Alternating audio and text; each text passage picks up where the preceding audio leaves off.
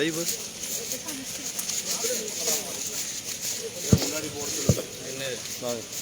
அஸ்ஸலாமு அலைக்கும் வரஹ்மத்துல்லாஹி வபரகாத்துஹு. கண்ணியத்திற்குரிய எல்லாம் வல்ல அல்லாஹ்வின் நல்லடியார்களே, பெரியோர்களே, தாய்மார்களே, தொழுக நிக்கிற மாதிரியே பண்ணுங்களே. அல்லாஹ் ரப்பல் ஆலமீன் இந்த இஸ்லாமிய சமூகத்தின் மகிழ்ச்சியையும் அல்லாஹ்வினுடைய ஈடுபாட்டையும் இஸ்லாத்தில் நாம் கொண்டிருக்கிற ஆர்வத்தையும் வெளிக்காட்டுவதற்காக வேண்டி நமக்கு வழங்கப்பட்டிருக்கின்ற இரண்டு பெருநாள்களில் ஒன்றாகிய நோன்பு பெருநாளில் நாம் அனைவரும் தற்பொழுது இங்கே கொண்டு கூடியிருக்கிறோம். இந்த பெருநாளை பொறுத்தவரை நபிகள் நாயகம் ஸல்லல்லாஹு அலைஹி வஸல்லம் அவர்கள் இதனுடைய துவக்கமாக, இந்த நாளினுடைய ஆரம்பமாக தொழுகையை அல்லாஹ்வுடைய தூதர் நமக்கு வழிகாட்டி தந்துள்ளார்கள். அந்த வகையிலே இந்த பெருநாள் தொழுகையில் நாம் அனைவரும் குழுமியிருக்கிறோம்.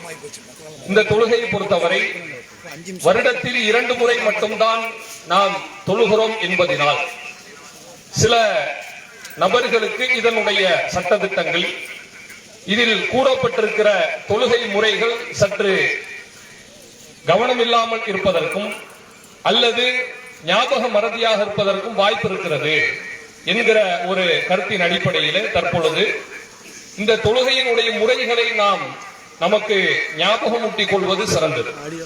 அந்த வகையிலே இந்த பெருநாள் தொழுகையை பொறுத்தவரை நபி ஸல்லல்லாஹு அலைஹி வஸல்லம் அவர்கள் 2 ரக்காத்துகள் தொழ வேண்டும் என்று நமக்கு வழிகாட்டி தந்துள்ளார்கள்.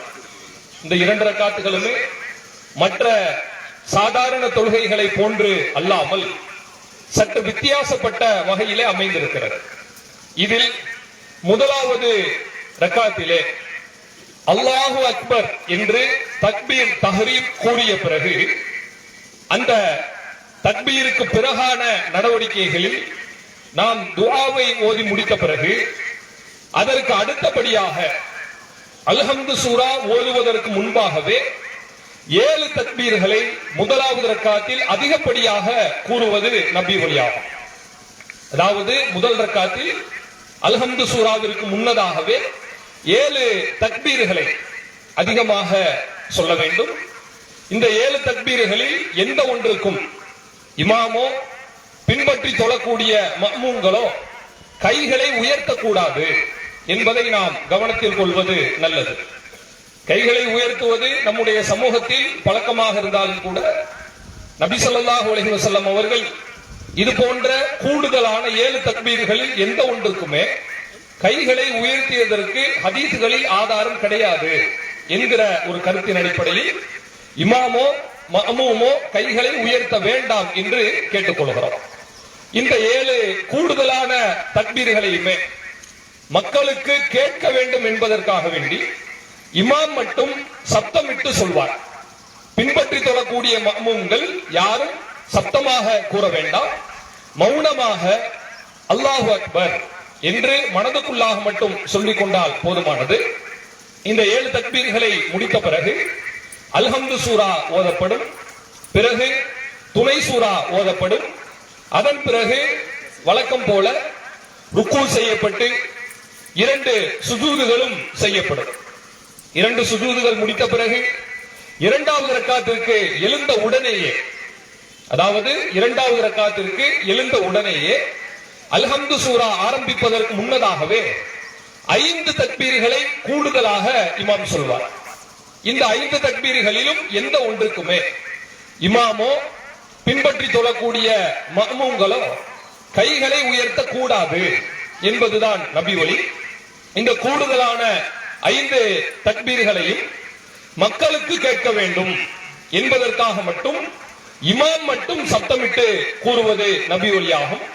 பின்பற்றி தொழக்கூடிய மஅ்மூம்கள் யாரும் கைகளை உயர்த்துவதோ அல்லது சப்தமிடுவதோ நபி வழி கிடையாது. எனவே பின்பற்றி தொழக்கூடிய நாம் அல்லாஹு அக்பர் என்று மௌனமாக மட்டும் சொல்லிக் கொண்டால் போதுமானது. அதிலும் குறிப்பாக இந்த கூடுதலான 7 தக்பீர்கள் 2ஆம் ரக்காத்தில் 5 தக்பீர்கள், இதில் எந்த ஒன்றுக்கும் இடையில் எந்த துஆக்களும் கிடையாது என்பதை நாம் கவனத்தில் கொள்ள வேண்டும். இரண்டாவது ரக்காத்தில் கூடுதலான 5 தக்பீர்களை முடித்த பிறகு அல்ஹம்து சூரா ஓதப்படும், பிறகு துணை சூரா ஓதப்படும், பிறகு ருக்கு, சுஜூது, மற்ற துஆக்கள், அத்தஹியாத் உட்பட அனைத்து காரியங்களையும் நிறைவேற்றி இமாம் சலாத்தை கொடுத்து விடுவார். சலாம் கொடுத்த பிறகு யாரும் தயவு செய்து கலைந்து சென்று விட வேண்டாம். ஏனென்றால் நபிகள் நாயகம் ஸல்லல்லாஹு அலைஹி வஸல்லம் அவர்கள் பெருநாள் தொழுகையினுடைய முழு வடிவத்தை நமக்கு காண்பித்து தரும் பொழுது தொழுகையும் சொல்லி இருக்கிறார்கள், தொழுகைக்கு பிறகாகிய குத்துபா பயானையும் சொல்லி இருக்கிறார்கள். அந்த பயான் மிக முக்கியமானதாகவும் அல்லாஹ்வுடைய தூதர் காலகட்டத்திலே வழக்கத்தில் இருந்திருக்கிறது என்பதை கருத்தில் கொண்டு அனைத்து சகோதர சகோதரிகளும் பயானிலே அவசியம் கலந்து கொள்ள வேண்டும் என்று கேட்டுக்கொள்கிறோம்.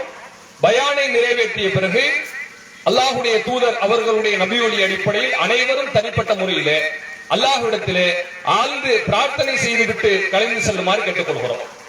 மீண்டும் ஒரு முறை தொழுகையினுடைய முறையை சுருக்கமாக நினைவூட்டுகிறோம். அதாவது இந்த பெருநாள் தொழுகை பொறுத்தவரை மொத்தம் 2 ரக்காத்துகள் தான். இந்த 2 ரக்காத்துகளில் முதல் ரக்காத்தில் அல்லாஹு அக்பர் என்று தக்பீர் தஹ்ரீம் கூறிய பிறகு துஆ ஓதப்படும். அதற்கு பிறகு 7 தக்பீர்கள் கூடுதலாக முதலாவது ரக்காத்தில் கூறப்படும். இந்த 7 தக்பீர்களில் எந்த தக்பீர்களுக்கு இடையிலோ அல்லது தக்பீர்களை கடந்தோ எந்த துஆக்களும் கிடையாது என்பதை நினைவில் வைத்துக் கொள்ள வேண்டும். இந்த 7 தக்பீர்களையும் மக்களுக்கு தெரிவிக்க வேண்டும் என்பதற்காக மட்டும் இமாம் சப்தமிட்டு கூறுவார். பின்பற்றி தொழக்கூடிய நபர்களோ மக்மூம்களோ இந்த தக்பீர்களில் எந்த ஒன்றுக்கும் கைகளை உயர்த்துவது கூடாது. குறிப்பாக பின்பற்றி தொழக்கூடியவர்கள் சப்தமிட்டு தக்பீர்களை கூறக்கூடாது. 7 தக்பீர்களை கூறிய பிறகு அல்ஹம்து சூரா, துணை சூரா ஓதி முடிக்கப்படும்.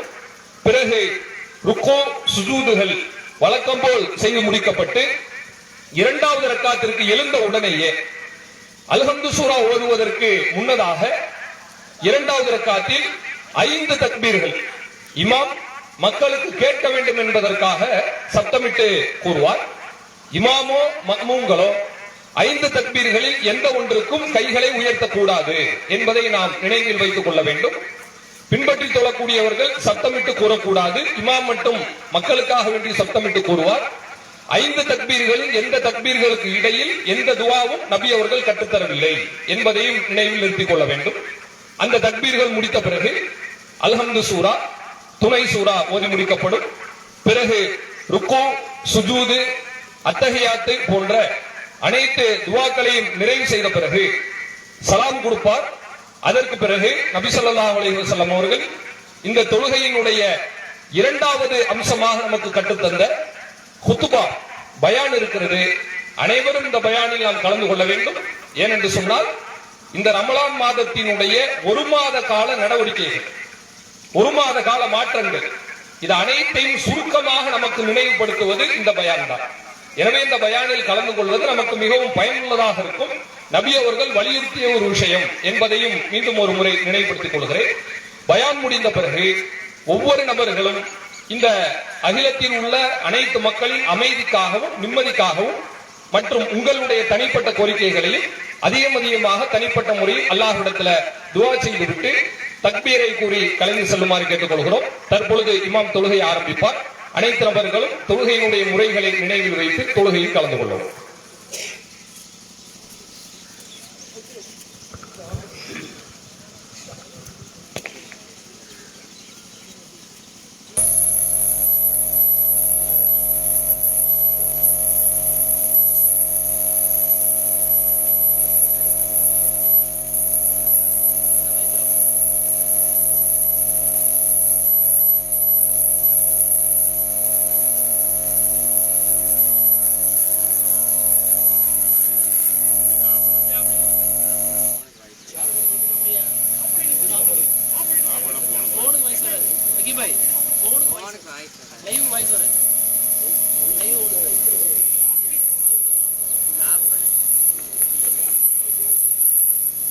வரிசைகளை நேராகவும் நெருக்கமாகவும் ஆக்கிக் கொள்ளுங்கள். பின்னங்கால்களை சரிபார்த்து வரிசைகளை சீராக ஆக்கிக் கொள்ளுங்கள். அல்லாஹு அக்பர்.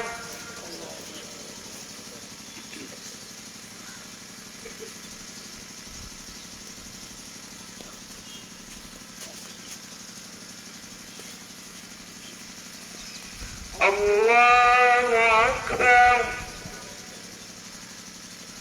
அல்லாஹு அக்பர். அல்லாஹு அக்பர். அல்லாஹு அக்பர். அல்லாஹு அக்பர். அல்லாஹு அக்பர். அல்லாஹு அக்பர். அல்ஹம்துலில்லாஹி ரப்பில் ஆலமீன். அர்ரஹ்மானிர் ரஹீம். மாலிகி யௌமித்தீன். இய்யாக நஅ்புது வ இய்யாக நஸ்தஈன். இஹ்தினஸ் ஸிராத்தல் முஸ்தகீம். صراط الذين أنعمت عليهم غير المغضوب عليهم ولا الضالين.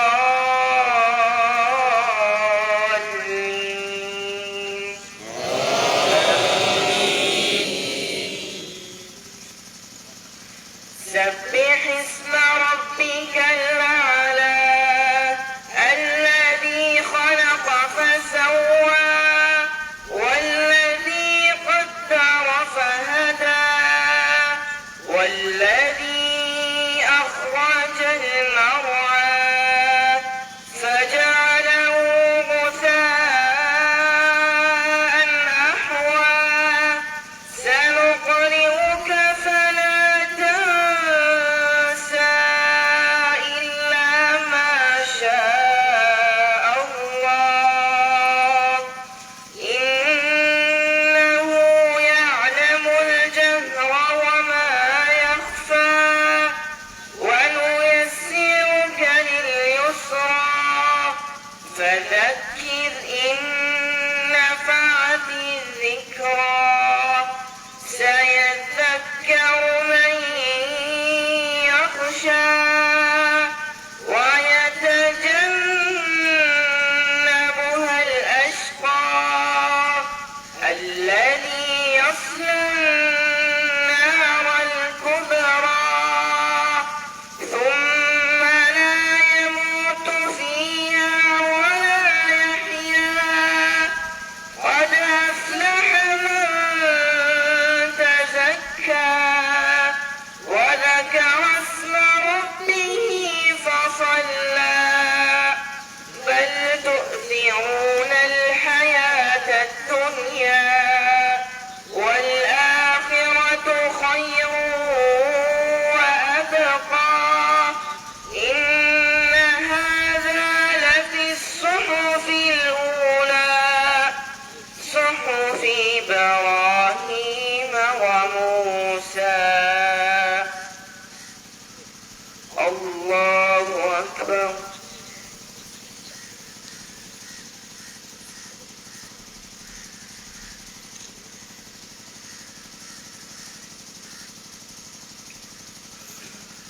سمع الله لمن حمده. الله أكبر.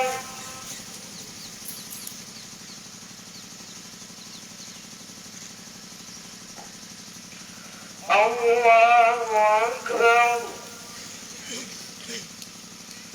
الله أكبر.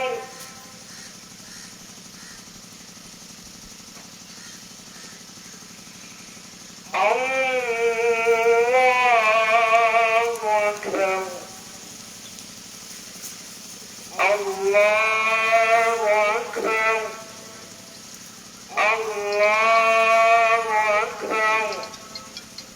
الله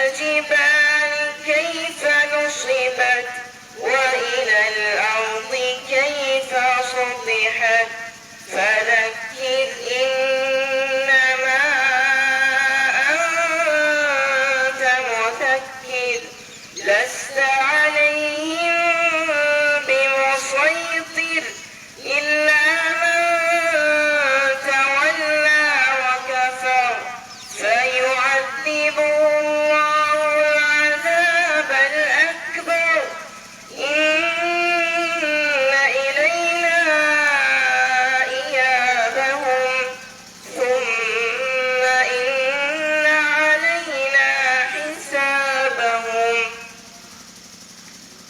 الله أكبر.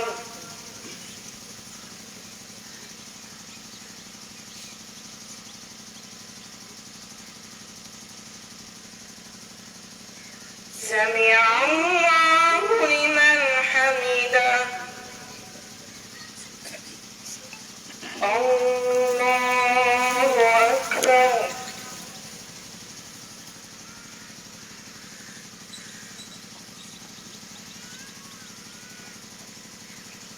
الله أكبر. الله أكبر.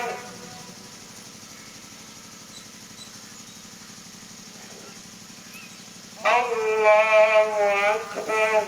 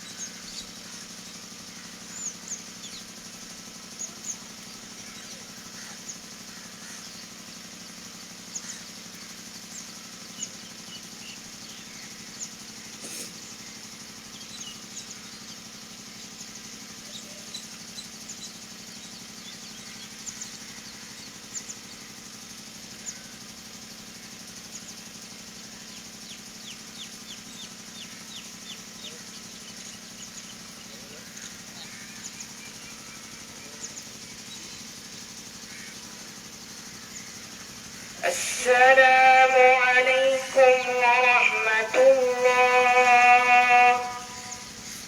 السلام عليكم ورحمة الله.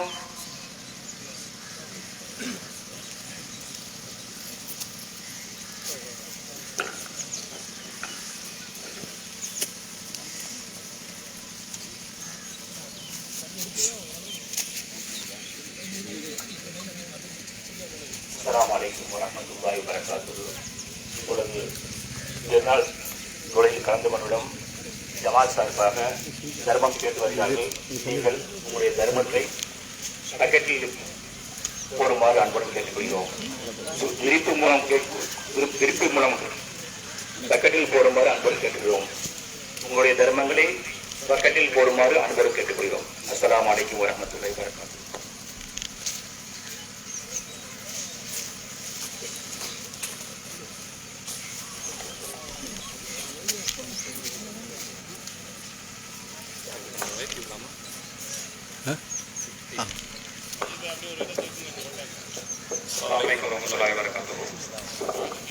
கண்ணியத்திற்குரிய சகோதர சகோதரிகளே, சலசலப்பு இல்லாமல் அமர்ந்து பயானை கேட்டுவிட்டு செல்லுமாறு கோரிக்கை வைத்துக் கொள்கிறோம். சலசலப்பு இல்லாமல் அமர்ந்து பயானை கேட்டுவிட்டு செல்லுமாறு கேட்டுக்கொள்கிறோம். அஸ்ஸலாமு அலைக்கும் வரஹ்மத்துல்லாஹி வபரகாத்துஹு. இன்னல் ஹம்துலில்லாஹி நஹ்மதுஹு வ நஸ்தஈனுஹு வ நஸ்தக்ஃபிருஹு ونعوذ بالله من شرور أنفسنا ومن سيئات أعمالنا من يهده الله فلا مضل له ومن يضلل فلا هادي له وأشهد أن لا إله إلا الله وحده لا شريك له وأشهد أن محمدا عبده ورسوله أما بعد. கண்ணியம் நிறைந்த எல்லாம் வல்ல அல்லாஹ்வின் நல்லடியார்களே, பெரியோர்களே, தாய்மார்களே, சகோதர சகோதரிகளே, அல்லாஹ் ரப்பல் ஆலமீன் இவ்வுலகில் நமக்கு வழங்கியிருக்கின்ற அருட்கொடைகளிலேயே ஈடு இணை அற்றதும் மிக பெரியதுமாய் விளங்குகின்ற இஸ்லாம் என்கிற மார்க்கத்தினை நாம் அனைவரும் நம்முடைய வாழ்க்கை நெறியாக ஏற்றுக்கொண்டு வாழ்ந்து வருகிறோம். இந்த இஸ்லாமிய மார்க்கம் நம்மை நெறிப்படுத்துவதற்கும் நம்முடைய நன்மையை அதிகப்படுத்துவதற்கும் தவறை தட்டி கேட்பதற்கும் நமக்கு வழங்கி இருக்கிற ரமலான் மாதத்தினுடைய 30 நோன்புகளை பூர்த்தி செய்துவிட்டு அதற்கு அடுத்த மாதமாகிய ஷவ்வால் மாதத்தினுடைய முதல் தேதியிலே நாம் அனைவரும் அமர்ந்திருக்கிறோம். இந்த நேரத்தில் நாம் நினைவில் வைக்க வேண்டிய செய்தி, அல்லாஹ் ரப்பல் ஆலமீன் தன்னுடைய திருக்குர்ஆனில் சொல்கிறார், யா அய்யுஹல்லதீன ஆமனு, நம்பிக்கை கொண்ட மக்களே, இத்தகுல்லாஹ் ஹக்க துகாத்தி, நீங்கள் அல்லாஹ்வை அஞ்சுங்கள், தக்வாவோடு நடந்து கொள்ளுங்கள். எப்படிப்பட்ட தக்வா தெரியுமா? ஹக்க துகாத்தி, உண்மையான தக்வாவோடு நடந்து கொள்ளுங்கள் என்று கூறுகிறார். அதில் என்ன உண்மையான தக்வா? உண்மையான தக்வா என்றால் போலியான தக்வா ஒன்று இருக்கிறது, அதுதான் அதற்கு பொருள். நாம் ரமலானுடைய காலகட்டங்களிலே அந்த உண்மையான தக்வாவை நம்முடைய அனுபவத்திலே பார்த்தோம். மற்ற காலகட்டங்களில் அதில் இருக்கலாம், இல்லாமல் இருக்கலாம். ஆனால் நோன்பில் 100% உண்மையாக நாம் நடந்தோம். நீங்கள் பார்க்கலாம், நாம் பகல் பொழுதிலே நோன்பு பிடிக்கிறோம். அல்லாஹ் சொல்கிறார், வகுலு வஷ்ரபு ஹத்தா யதபய்யன லக்கும் ഖൈതുல் அப்யது மினல் ഖൈதில் அஸ்வதி மினல் ஃபஜ்ர். ஃபஜ்ருடைய நேரம் வரும் வரை நீங்கள் நன்றாக சாப்பிடுங்கள், பருகுங்கள் என்று அல்லாஹ் சொல்கிறார். நாம் சஹர் முடிகிற வரை சாப்பிட்டோம், தண்ணீர் குடித்தோம். ஆனால் நோன்பு திறக்கிற நேரம் என்று அல்லாஹ் சொல்லும் பொழுது நீங்கள் இந்த நோன்பை இரவு வரை முழுமை செய்யுங்கள் என்று அல்லாஹ் சொல்கிறார். இரவு என்றால் மகரிபுடைய நேரம் தான். மகரிபுடைய பாகம் சொன்ன உடனே நோன்பை திறந்து விட்டோம். இந்த பகல் பொழுதிலே கிட்டத்தட்ட 13 மணி நேர போக்கிலே நாம் எப்படி இருந்தோம் என்று ஒரு வேளை யோசித்து பாருங்கள். அதாவது காலையில 5:30 மணிக்கு 5:15 மணிக்கு சஹர் முடிச்சுட்டு நம்ம ஃபஜர் தொழுகிறோம், வீட்டுக்கு போய் கொஞ்ச நேரம் உறங்குகிறோம், எழும்புகிறோம். காலை ஒரு 8 மணி ஆகிறது, பெரிதாக பசி தெரியவில்லை. 10 மணி கடக்கிறது, லேசாக பசி தெரிகிறது. மதியம் 1 மணி ஆகிறது, சற்று பசி கூடுகிறது. மாலை 5 மணி ஆகிவிட்டால் கடுமையான பசியோடு இருக்கிறோம். ஒரு நோய்வாளியை அனுபவித்தோம், நானும் அனுபவித்தேன், நீங்கள் அனைவரும் அனுபவித்திருப்பீர்கள்.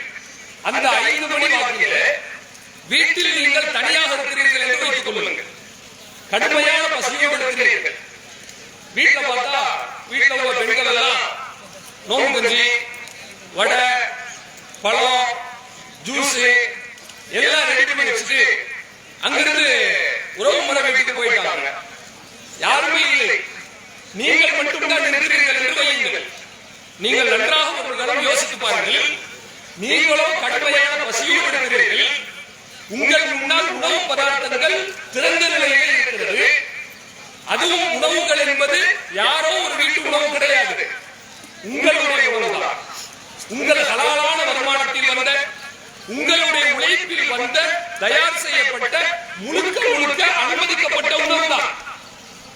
ஆனால் கடுமையான பசியோடு இருந்தாலும் கூட ஒரு முஸ்லிம் கூட அதை சாப்பிடுவதில்லை. அதான் உண்மையான இறையச்சம். உண்மையான இறையச்சம் என்றால் என்னவென்று புரிகிறதா? அல்லாஹ் தடுத்தான் என்கிற ஒரே காரணத்திற்காக என்னுடைய பொருளாதாரத்தை நான் சாப்பிட மாட்டேன் என்று சொன்னால் பிறருடைய பொருளாதாரத்தை எப்படி சாப்பிடலாம்? யோசித்து பாருங்க.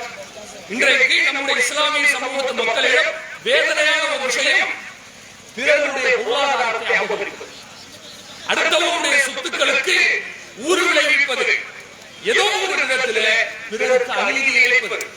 இது இறைச்சத்திற்கு அப்பாற்பட்டது. இறைச்சம் என்றால் என்ன தெரியுமா? தவறு செய்ய வாய்ப்பில்லாமல் செய்யாமல் இருப்பதல்ல.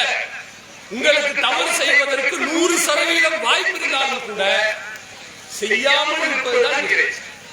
அதை நோன்பிலே நாம் பார்க்கிறோம், தொழுகையில் நாம் பார்க்கிறோம். அல்லாஹ்வுடைய தூதர் சொல்கிறார்கள், மல் இஹ்சான். இஹ்சான் என்றால் என்ன தெரியுமா? அன்த அபுதுல்லாஹ் கஅன்னக தரா. நீங்கள் அல்லாஹ்வை வணங்க வேண்டும் தொழுகையிலே. கஅன்னக தரா, அல்லாஹ்வை பார்ப்பது போல நினைத்து வணங்க வேண்டும். நம்ம தக்பீர் கட்டி நிற்கிறோம், முன்னாடி மிஹ்ராப் தான் இருக்கு, கிப்லா தெரிகிறது, அல்லாஹ் இல்லதா?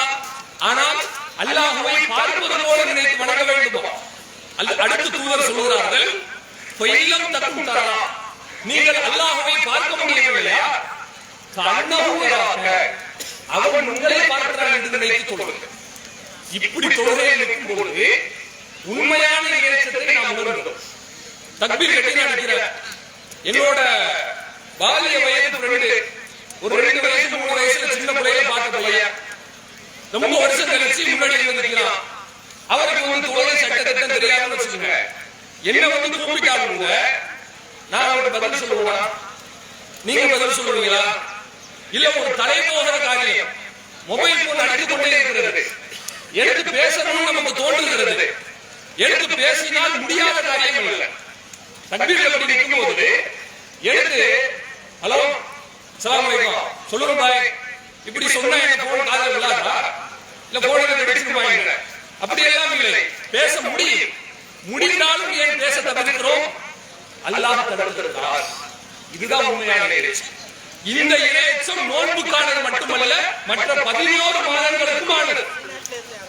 நோன்பு நேரத்துல பேசிட்டு இருக்கும்போது நோன்பாளியே பேசுவாங்க, நான் நோன்பு வச்சிருக்கேன், என்னை கோபப்படுத்தாங்க. அதே மாதிரி நோன்பு வச்சு பள்ளிவாசல்ல இருக்கும்போது சொல்லுவாங்க, பள்ளியில இருக்க அல்லாஹ் பயந்து பொய் சொல்லாத. அப்படின்னா என்ன அர்த்தம்?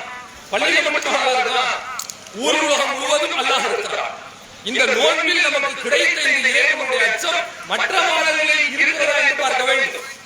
நம்முடைய பொருளாதாரத்தை நாம் சம்பாதிக்கிறோம், அந்த சம்பாத்தியம் ஹலாலாக நமக்கு ஏற்றுக்கொள்ளப்பட வேண்டும் என்று சொன்னால், அது நம்முடைய உடலில் சரியாக ஒட்ட வேண்டும் என்று சொன்னால், நாம் கடைபிடிக்க வேண்டிய ஒரே ஒரு விஷயம் அத்தக்வா, இறைவனுடைய அச்சம். இன்னும் சொல்ல போனால் இந்த தக்வா தான் அனைத்து அமல்களினுடைய இருதயமாக இருக்கிறது.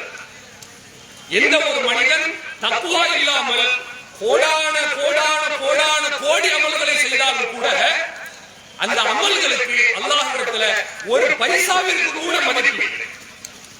அல்லாஹ் குர்ஆனில் சொல்கிறான், லை யனாலுல்லாஹு லஹுமுஹா, நீங்கள் அல்லாஹ்வுக்காக எத்தனையோ பிராணிகளை அறுத்து பலியிடுகிறீர்கள், ஆனால் அந்த பிராணிகளினுடைய இறைச்சிகள் அல்லாஹ்வுக்கு தேவையில்லை. வலா திமாவுஹா, அதனுடைய இரத்தங்கள் அல்லாஹ்வுக்கு தேவையில்லை. வலாக்கின் மாறாக யனாலு தக்வா மின்கும், உங்களுடைய தக்வாவை தான் அல்லாஹ் கேட்கிறார் என்று குர்ஆனிலே அல்லாஹ் சொல்கிறார். நோன்பு பிடிக்கும், அதற்கும் அல்லாஹ் சொல்கிறார், குத்திபா அலைக்கும் ஸியாம் கமா குத்திப அலல்லதீன மின் கப்லி. மக்களே, நம்பிக்கை கொண்டவர்களே, உங்கள் முன்னோர்களுக்கு கடமையாகியது போல உங்களுக்கும் நோன்பை நான் கடமையாக்கி இருக்கிறேன். ஏன் தெரியுமா? உணவை மிச்சம் பிடிப்பதற்கு அல்ல, இரவு முழுவதும் நீங்கள் பொழுதுபோக்குக்காக பேசிக் கொண்டிருப்பதற்கு அல்ல, அல்லது உறங்கி உறங்கி நாளை கழிப்பதற்கு அல்ல, லஅல்லக்கும் தத்தகூன், நீங்கள் இறைச்சம் பெற வேண்டும் என்பதற்காக. அப்ப நோன்பு ஏற்றுக்கொள்ளப்பட வேண்டுமா? தக்வாவே. அமல் ஏற்றுக்கொள்ளப்பட வேண்டுமா? தக்வாவே. ஏன் ஒரு ரூபாய் தர்மம் செய்கிறோம், அது ஏற்றுக்கொள்ளப்பட வேண்டுமா? தக்வாவே. எந்த அளவிற்கு தெரியுமா? எந்த உபதேசத்தை தூதர் நமக்கு முன்வைத்தாலும் கூட, அல்லாஹ்வும் நமக்கு வலியுறுத்தினாலும் கூட, முதலில் இருவரும் வைப்பது இத்தகுல்லாஹ், நீங்கள் அல்லாஹ்வை. உறவுகள் விஷயத்தில் ஜாக்கிரதையாக இருக்க வேண்டும். அநியாயம் செய்யக்கூடாது, அக்கிரமம் புரியக்கூடாது. அதற்கும் அல்லாஹ் சொல்லுகிறார், வத்தகுல்லாஹ் அல்லதி தஸாஅலூன பிஹி வல் அர்ஹாம், நீங்கள் அல்லாஹ்வை பயப்படுங்கள், அவன்தான் உறவுகள் குறித்து உங்களை விசாரிப்பான் என்று குர்ஆனில் அல்லாஹ் சொல்வதை நாம் பார்க்கிறோம். ஆயிஷா அம்மையாரிடம் அல்லாஹ்வுடைய தூதர் சொல்கிறார், யா ஆயிஷா, ஆயிஷாவே, என்னுடைய அருமை மனைவியே, இத்தகுல்லாஹ், நீ அல்லாஹ்வை அஞ்சிக் கொள்ளலாமா? எல்லா காரியங்களிலும் தக்வாவை தான் அல்லாஹ்வுடைய தூதர் முன்னிறுத்துகிறார். அந்த தக்வா இன்றைக்கு நம்முடைய சமூகத்து மக்களில் ஆழமாக வேரூன்றி விட்டது என்று சொன்னால், தீமையை ஒழித்து பிரச்சாரம் செய்வது குறைந்துவிடும். நீங்கள் கவனிக்க வேண்டும்.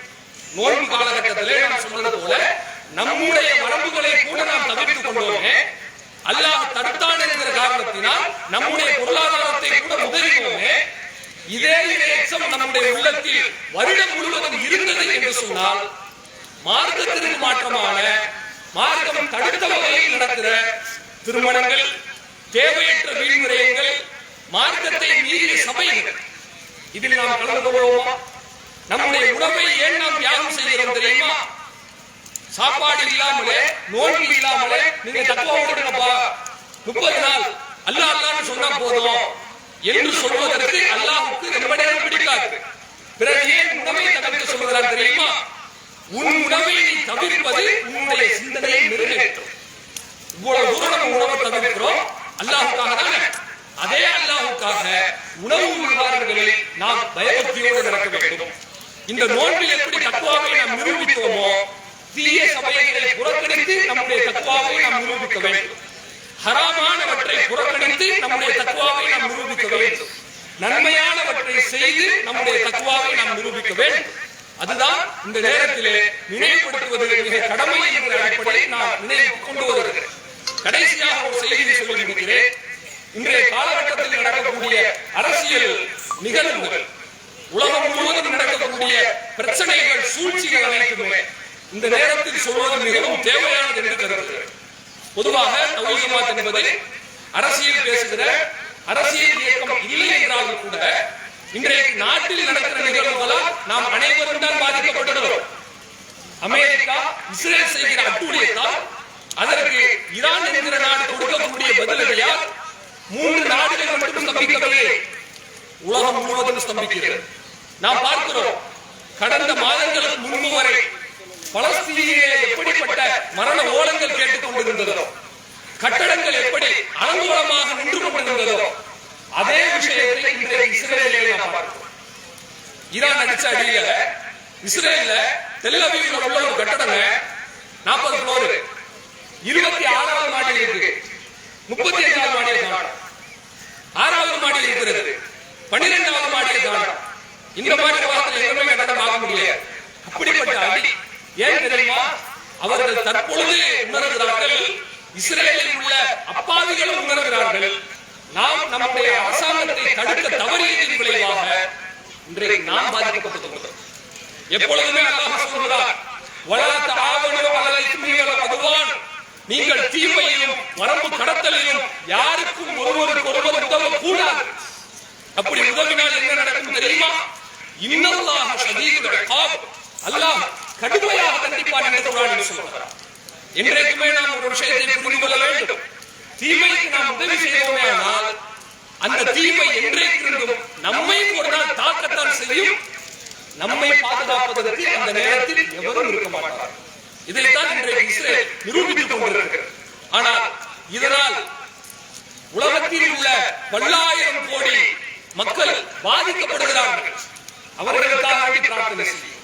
இறைவா, இந்த அமெரிக்க இஸ்ரேலிய ஏகாதிபத்தியத்தை, குருட்டு சர்வாதிகாரத்தை, அவர்களுடைய மமதையை நீ மண்ணைக்கவ செய்வாயாக அல்லாஹ் என்று பிரார்த்தனை செய்யும். இன்றைக்கு கிட்டத்தட்ட அப்படித்தான் நடந்துவிட்டது. ஒரு புறம் ட்ரம்ப் நாங்கள் ஜெயிச்சுட்டு சொன்னாலும் கூட அவர் தோற்றுக் கொண்டிருக்கிறார். அதாவது ரூடாயினுடைய ரேட் ஏறிச்சினாலே ட்ரம்பினுடைய தோல்வி குடிக்க போகிற அர்த்தம். இதான் ஷார்ட்டா அந்த அரசியலை முடிக்கிறதுனால ஒரு அளவுகோல்.